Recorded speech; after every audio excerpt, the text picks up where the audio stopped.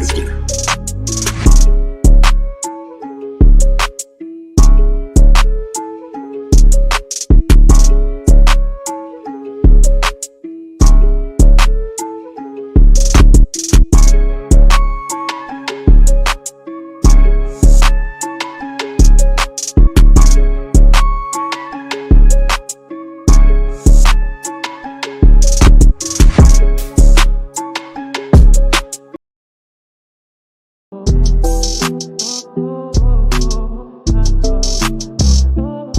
Bin Laden, the one that got that shit popped off in New York, that 9/11, the one that, he the one that sent the hit. So that's how they got him. What they want to show us. Subscribe to channel. This is Keamy. You know me. I'm everywhere, but I like to learn things, and usually when I learn things, I like to broadcast it. Hey, watch this video. Check it out. Keamy. Details about the attack on the compound. The mission, called Operation Neptune Spear, definitively a kill mission. In Abbottabad on Sunday, one SEAL team climbed to the 3rd floor of the Bin Laden house and came face to face with America's public enemy #1. But today we learned that Osama bin Laden was not armed. If he had, in fact, thrown up his hands, surrendered, and didn't appear to represent any kind of threat, then they were to capture him.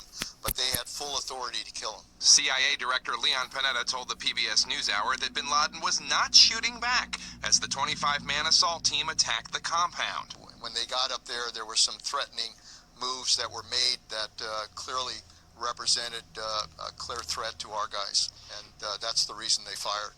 This, of course, was not some poor, defenseless man. He was a mass murderer who, for all anyone knew, was wearing a suicide vest, and it was not as if they were welcomed with tea. The resistance was consistent from the moment they landed till the end of the operation.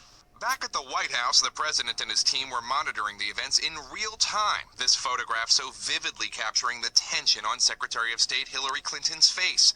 Panetta at CIA headquarters was on a corner of the screen explaining to the president and his team what they were watching. But when the SEALs were inside, the president and his team had no idea what was going on, and it was nerve-wracking. And they had President Obama. Yes, sir. So I remember that. I do remember that when they did, capture and shot bin Laden, President Obama was the president. So a lot of people, they look past that and all that. But yeah. Thank you, Obama. There was a time period of almost 20 or 25 minutes where we really didn't know just exactly what was going on. Eventually came news from the commander of Special Operations in Afghanistan. Vice Admiral McCraven heard one of the SEALs say Geronimo, the code for the capture or killing of bin Laden. Today we also learned from the CIA that intelligence was only 60 to 80% sure that bin Laden was in this Pakistani enclave. But officials said the information was the most solid since bin Laden evaded capture at Tora Bora, Afghanistan in 2001. Bin Laden was buried at sea. The body was placed on a prepared flat board, tipped up, and the deceased body eased into the sea. The body now gone, many on Capitol Hill are now asking for photographic proof. The photos have to be released, most definitely, to make sure we get rid of any conspiracy theorists that think that we didn't take care of bin Laden. CIA Director Panetta has made it clear he agrees, but the decision is the president's.